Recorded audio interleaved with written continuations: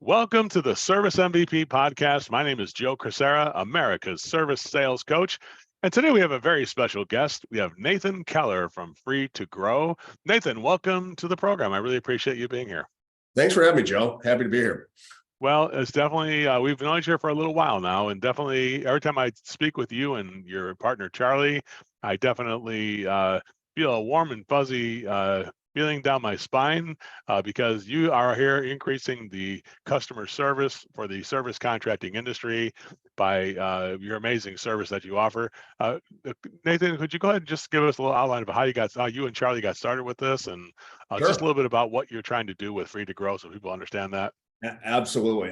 So, Free to Grow was born of kind of a meetings between Charlie and myself. Charlie and I go way back. We actually met in middle school. So grew up, went to high school together, everything else. So we're lifelong friends.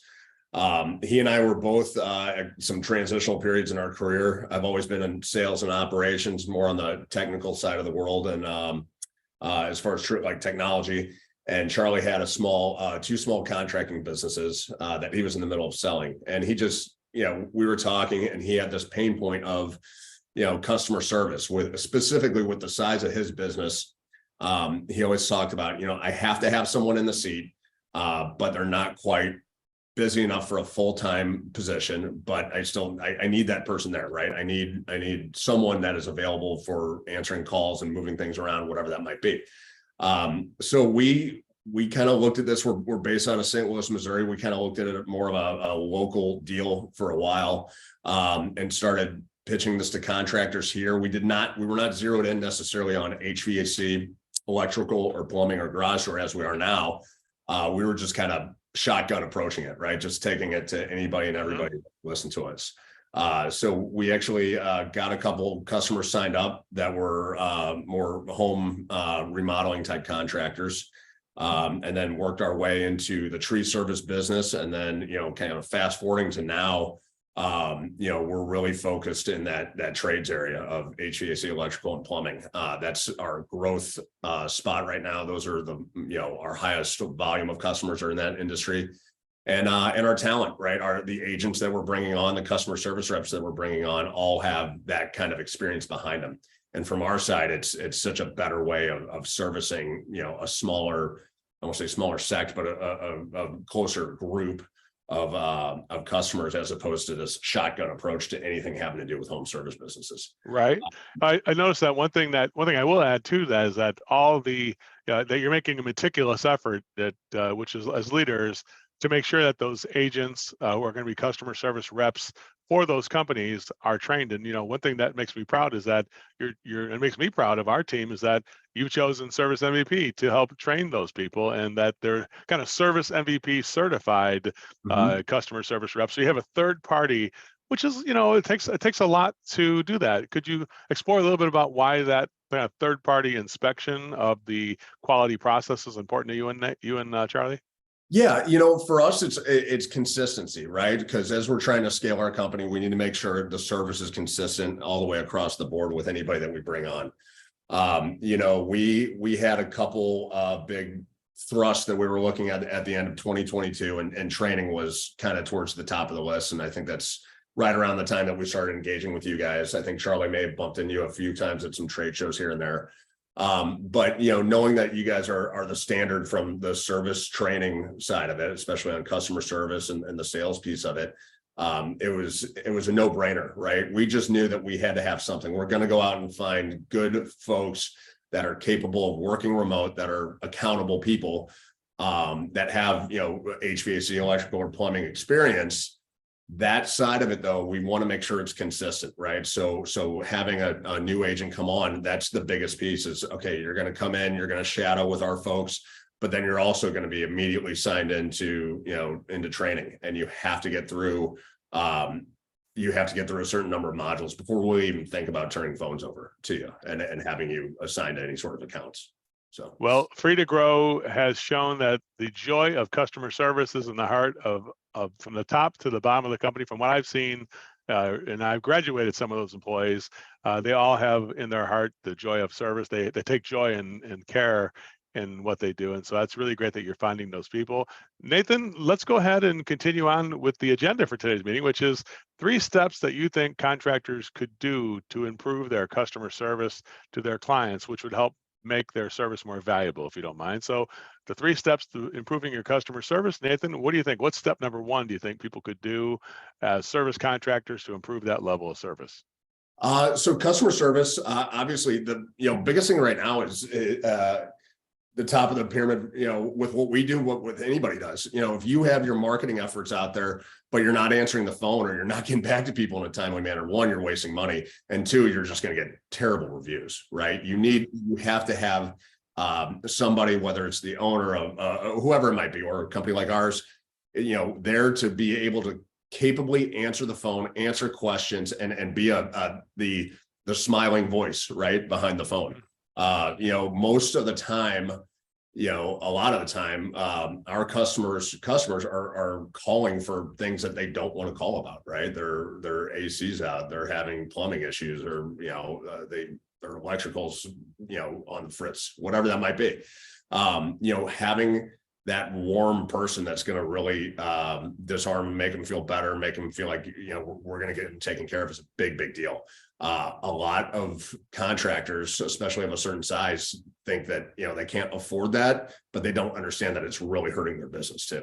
Right. Yeah. It's like, I would say the best ability a company has is the availability. So when you get the call, you answer the phone, because so if you're not there to answer the phone, then all that money with marketing, or if you're paying those lead generation services like Angie or these different lead generation services, you're paying for those leads in some way, shape, or form, whether it's to your website or something like that.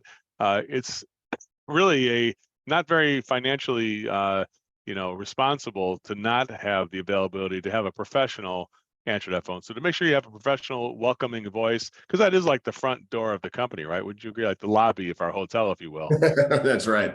That's exactly right. And I think a lot of times too, from an owner's perspective, when we talk to them or anybody else, just kind of tailing off to another aspect of this, is there's so many that don't understand what their volume is, right? They have no idea what they're missing.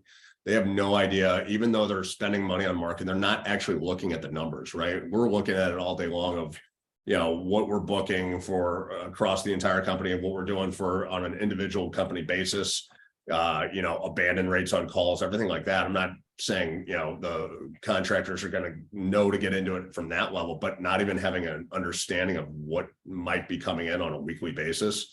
It sounds like you're moving into number 2 already, which sounds like which it sounds like that's number 2. The second step sounds like to me that you're kind of moving right into it, which is to identify the opportunity and make sure you know your numbers, right? Is that are you moving into that one, Nathan? Is that I am moving into that one. I'm sorry, Joe.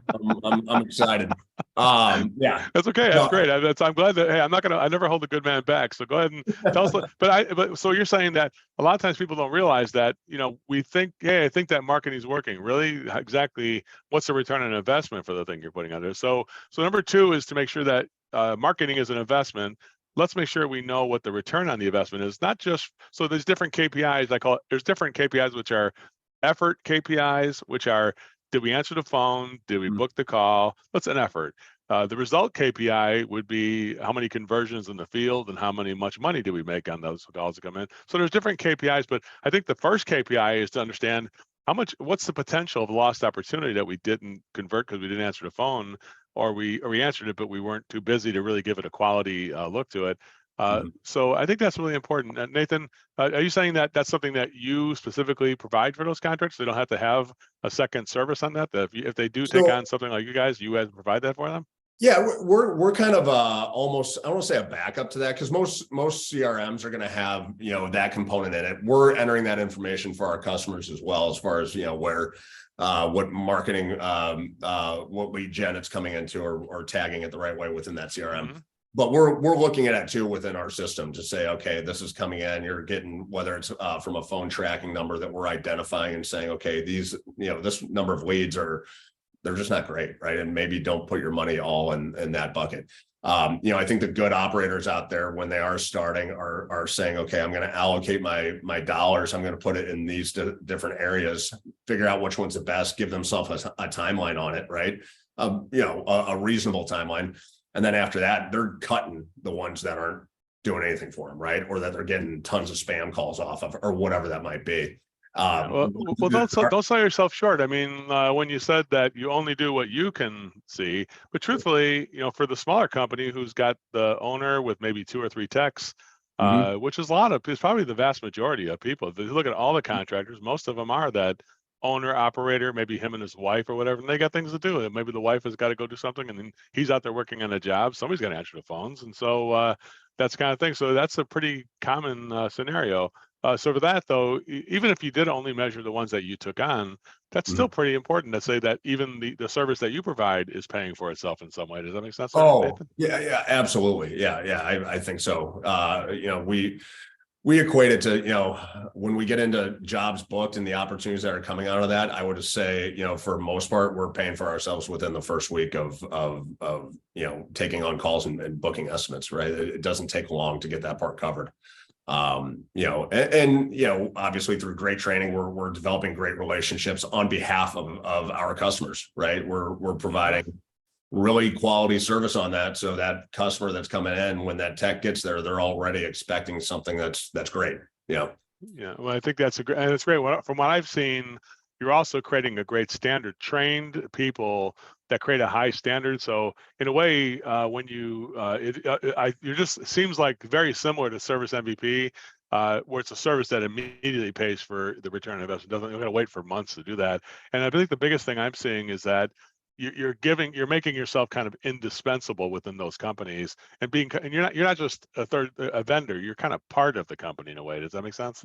Very, very much. That's how we go about every relationship that we have with our customers, is we view ourselves as an extension of their staff. We're not a Band-Aid solution. We've been hired as that in the past, and it never works out, right? We're never just a kind of a cut over type deal. We are in it for the long haul with our customers.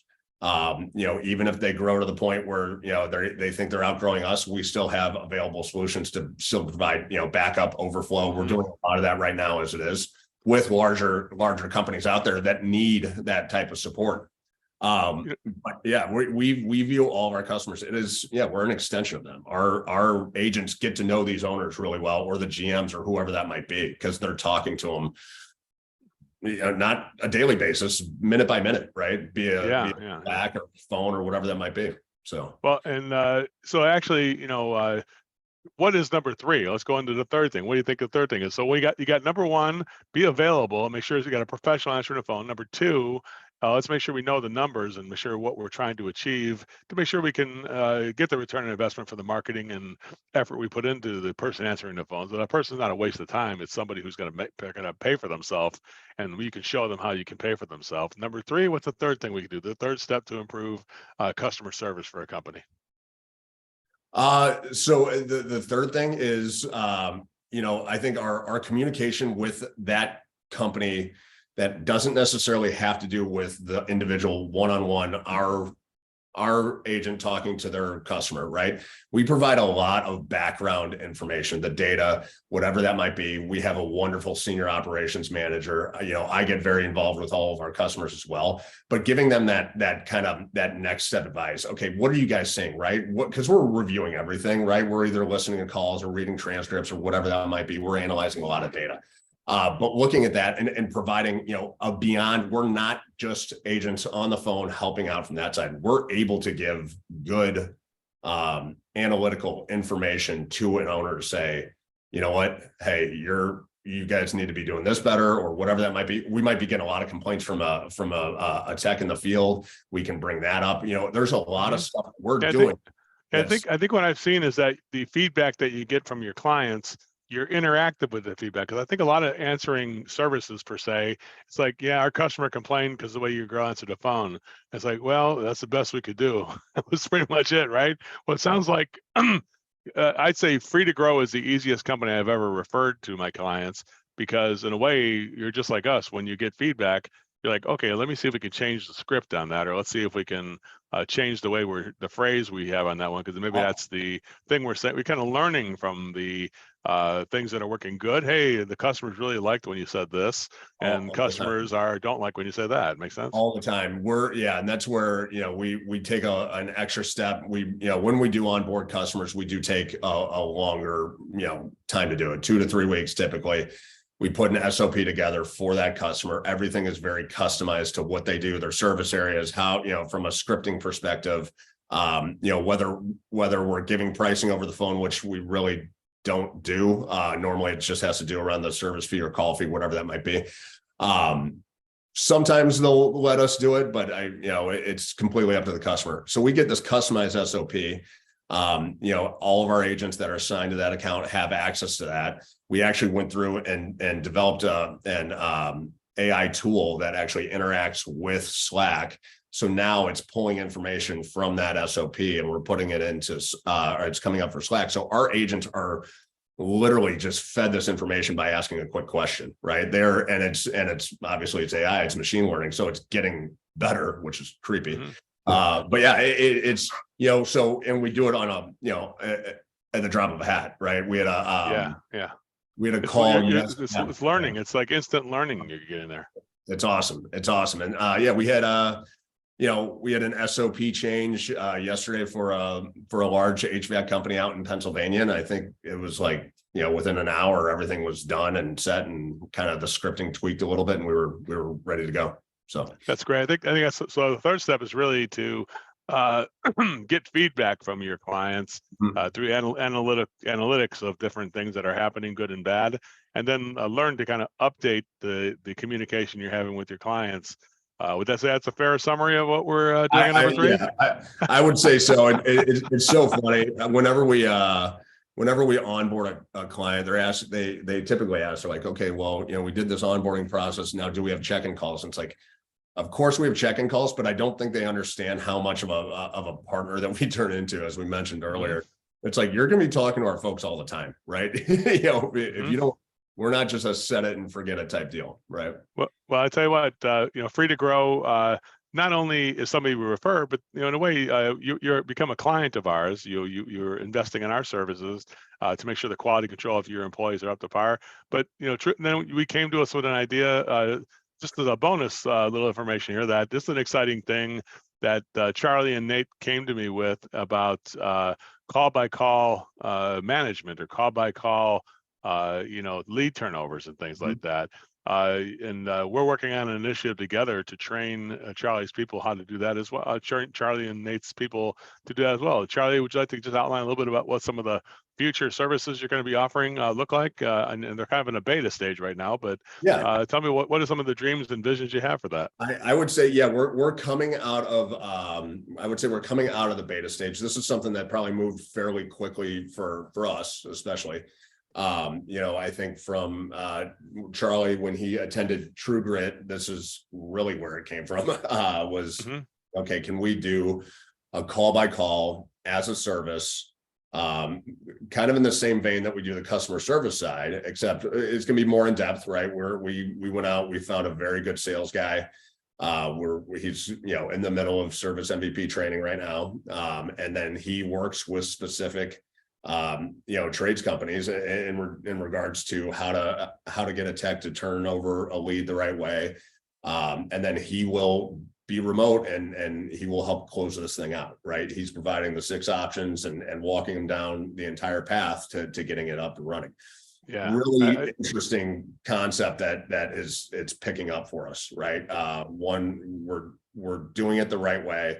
We're not trying to go too fast into it, but we're about to, we're about to turn the heat up here soon on it too. That's awesome. Well, I tell you one thing, that's why I'm excited about you talking to you, Nathan. And I can, usually when we start a conversation, we plan it for a certain amount of time, but we usually always go over because it's so exciting to talk to each other because we both have so many complementary ideas that come into a fruition of a reality. And I think, like I said before, you kind of bring the training that we have to life. And I thank you for doing all that. And definitely, it's great to have that partnership with you to work on helping contractors become successful. Because truthfully, what I've seen and what I witnessed is that the average contractor who's even in the beta phase has increased their average sale on equipment by way more. Like, they may have been doing 6,000, now they're doing 12,000 on equipment at average sale. And then their service techs feel supported now because they have